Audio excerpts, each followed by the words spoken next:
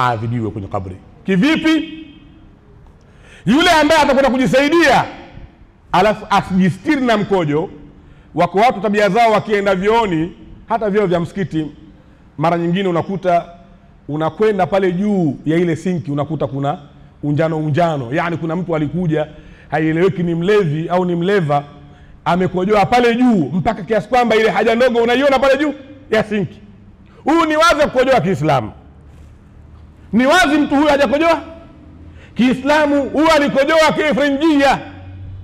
Unaona pale umesimama, na kanuni ya mkojo ukijisaidia kwa kusimama, sehemu iliyo ngumu unadunda pale, alafu unarudi kwenye nguo zako.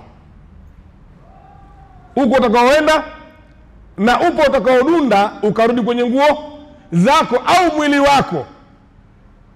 Sasa yale matone Mtume kaita cheche, macheche yale ya mkojo ambao anadunda unakurudi kwenye mwili wa mtu au nguo za mtu, itamfanya adhibiwe sana kwenye kabri. Hii moja.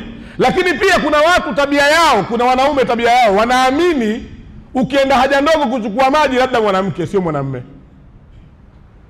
Wako watu mpaka leo hii wamefikia makamo ya juu kwenye ujahili kiasi hicho, kwa mwanamume kwenye haja ndogo hana haja ya kuchukua maji. La.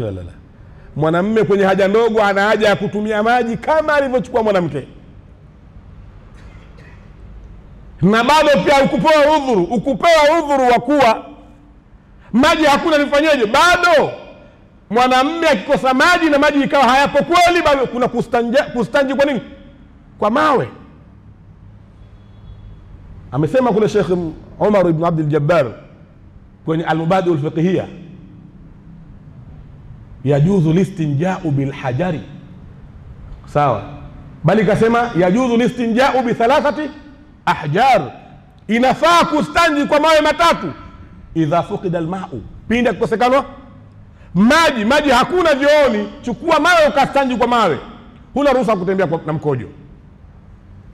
Kwa hiyo yule mtu ambaye anakwenda chooni kwenye haja ndogo akiamini mwanamume hana haja ya kuchukua maji kwenye haja ndogo, anajisababishia adhabu za kabri, kwa sababu akitembea yale maumbile yatakuwa yanatonesha matone kwenye nguo yake, na mtu huyo atakuwa muda wote hafai kufanya ibada.